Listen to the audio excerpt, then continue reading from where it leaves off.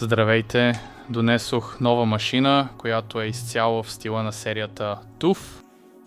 Нека видим общата картина и какво може. Ето и дънната платка, която е Asus TUF Gaming B800 и 50 плюс Wi-Fi ATX за сокет AM5 с 4 слота за DDR5 памет. Максимум до 256 гигабайта. Имаме тук и 3 броя слота за M2, от които един е версия 5.0. Процесорът ни е AMD Ryzen 7 9800X3D с 8 ядра, 16 нишки и максимална тактова честота от 5,2 ГГц. Два пъти по 16 гигабайта.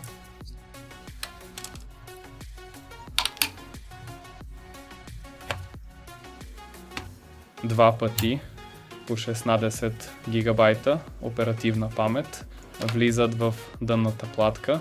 Това са Kingston Fury Beast памети, които имат скорост на трансфер от 5600 мегатрансфера в секунда и латентност CL36, 2 броя твърдотелни диска ще бъдат поставени в дънната платка. И двата са Samsung 900 910 Pro 4.0 SSD. И скоростта им на четене е 7450 мегабайта в секунда.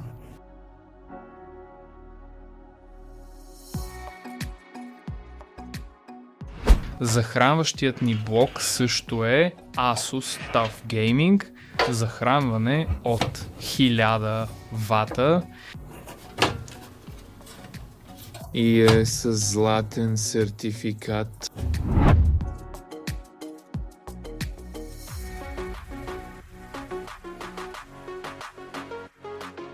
Водното охлаждане също бавно си идва на мястото. Остава само да закрепя помпата. Изненадващо, водното ни охлаждане също е Asus TUF Gaming, по-точно LC2 360 ARGB.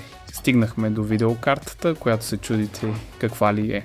Тя също е Asus TUF Gaming, по-точно 5070 OC издание и 12 гигабайта. И една малка подробност, има такива координати на гърба на картата. Това са координатите на централата на производителя в Тайван и тя си идва на мястото. Стартирах демо версията на Mortal Shell 2. Играта е в резолюция 2000 пиксела. Вертикалната синхронизация е изключена на най-високи настройки. Ray Tracing също е включен. Така че нека го видим така. Държим се около 115-106 кадъра в секунда. Аха, ето ги, предполагам, че не са приятели.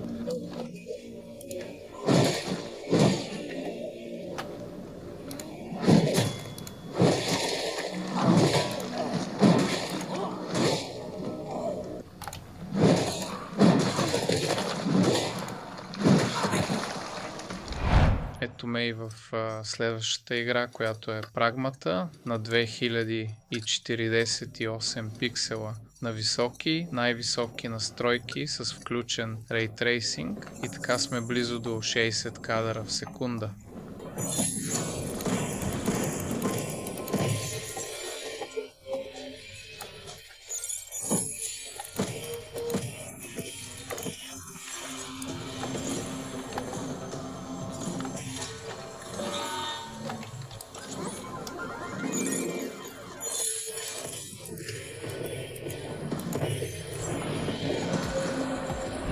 Според мен тази машина TUF си свърши работата много добре, а и на външен вид не е лоша, така че пишете какво мислите вие за нея. Ще се видим в следващото видео.